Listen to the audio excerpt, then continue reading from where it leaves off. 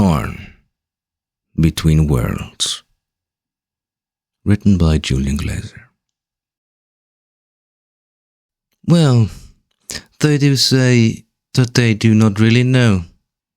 This must be a joke, replied the gentleman, who, with his white beard, shaped similarly to a Fibonacci sequence, strode through the room as if with every excited and determined step. His beard increasingly approximated the golden ratio, slowly spiraling in a fractal-like manner, losing itself in the rest of his beard behind him. "It's only been a few minutes. How can they not know?" he said again, as he stopped by the window and pushed his small, finely wired glasses half a centimeter higher. They say the portals have become more dangerous these days, that one should not enter them lightly. Do you think I care? I have traversed portals where you couldn't be sure if you were already dead in the next moment.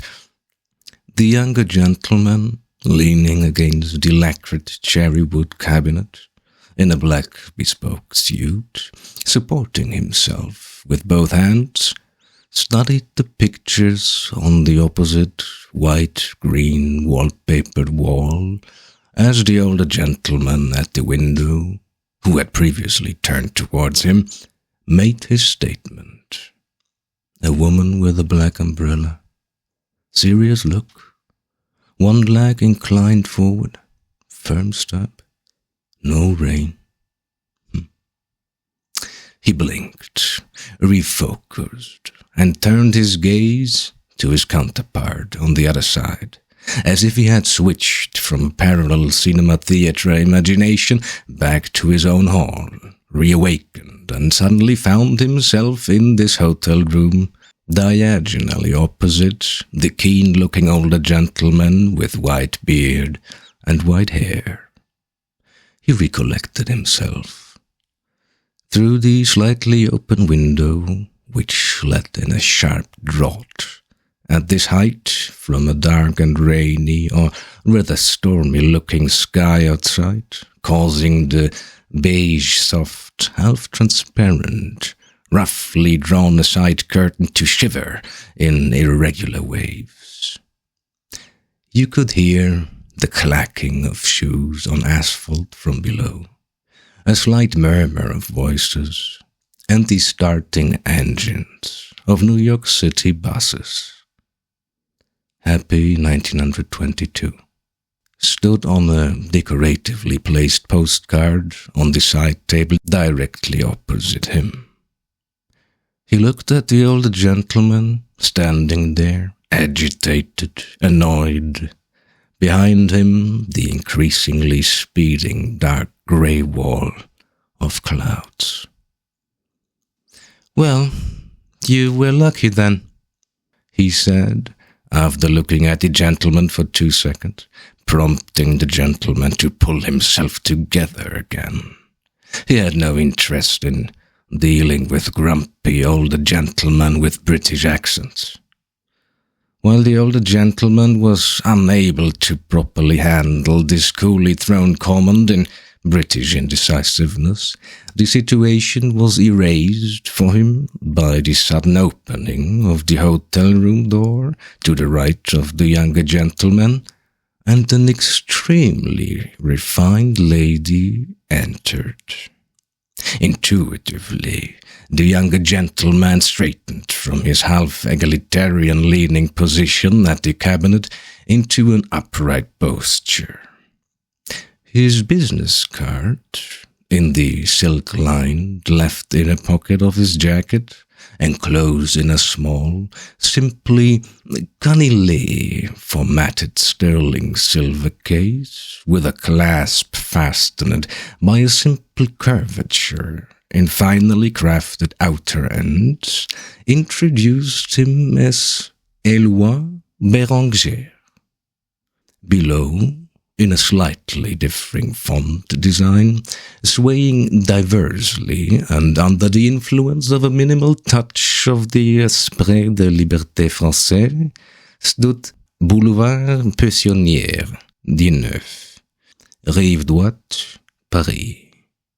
White mottled card, self-made, nothing else was found on it.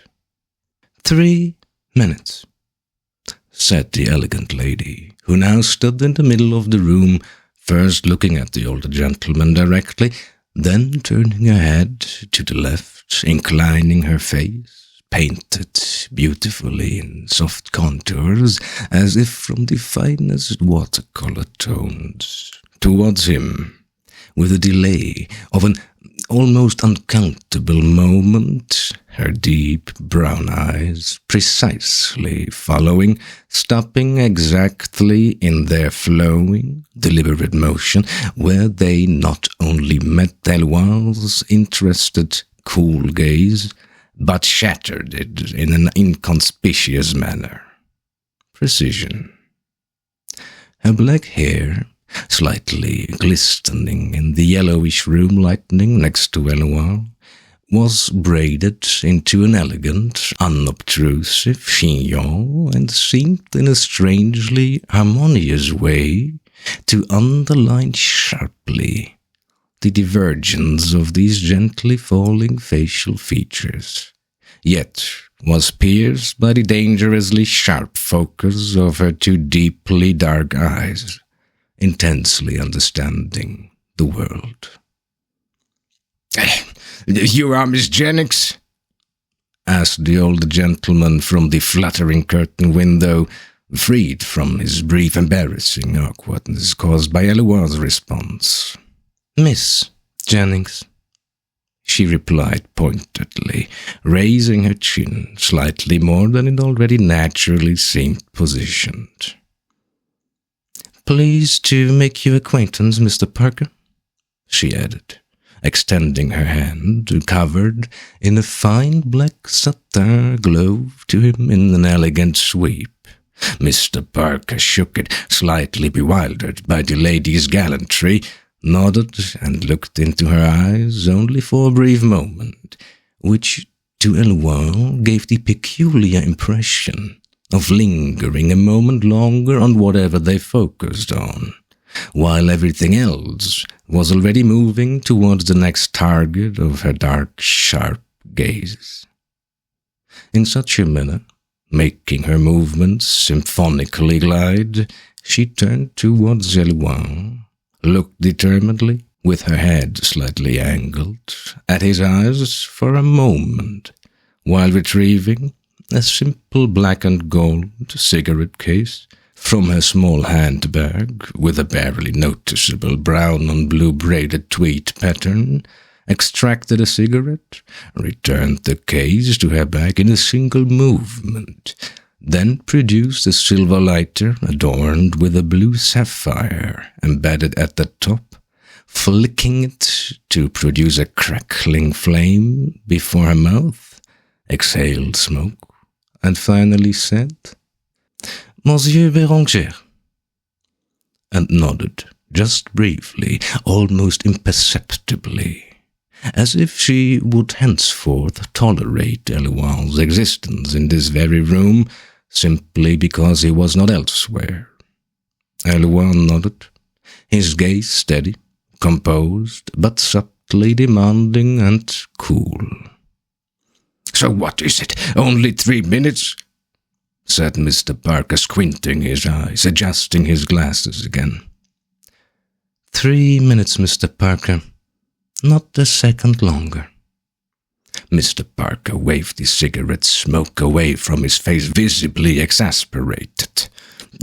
"Everyone smokes. Portals, 3 minutes," he enumerated, while the smoke, driven by another gust of wind, blew right through his waving away into his face, and he, emitting a frustrated sound, let his hand waving diminish to a gesture of simple surrender.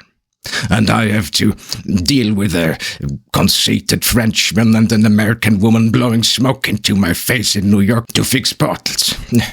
He shook his head, crossed his arms, and tried to half sit and lean on the windowsill. Yet just then the window, driven by a strong gust of wind, was about to swing fully open, but stopped abruptly against Mr. Parker's back, clad in a British hunting jacket of smooth brown leather, thwarting his attempt to position himself in a half-leaning, exasperated manner. In the next moment, having been caught by the window in the back, he turned around almost indignantly and managed to close it with a forceful, clumsy movement. Mr. Parker, for Brit, you are comparatively impatient, one might observe. For a Frenchman, you are entirely uncultivated, not just comparatively, retorted Mr. Parker tightly to Elouin, but still having too much energy gathered in the language-forming region of his body, he added, just because you are now taking advantage of the Germans, this doesn't make you superior in Europe. The United Kingdom is the empire on which the sun never sets, not this peninsula of Frenchland, he said, half sneering, gesticulating with his hand as if giving an imaginary subordinate the command to withdraw forever to a place where perception of it would be impossible for Mr. Parker. Elouin looked at the Britcon coolly with a slightly tilted head, as if this patriotic jumble of words had only tangentially touched him in a distant periphery, one he had perceived merely as a mental, half-conscious haze, while simultaneously being fully aware that this mental haze, although seemingly peripheral in perception, must have found its local origin somewhere in this his here-spreading material reality, and stood before him, drawing a certain subtle perplexity on his face. Then, collecting himself again, he responded coolly and distinctly, Mr. Parker, do you remember 583 years ago? Have you learned nothing? As he tried to turn the silver cufflink on his left cuff into a straight position on the side.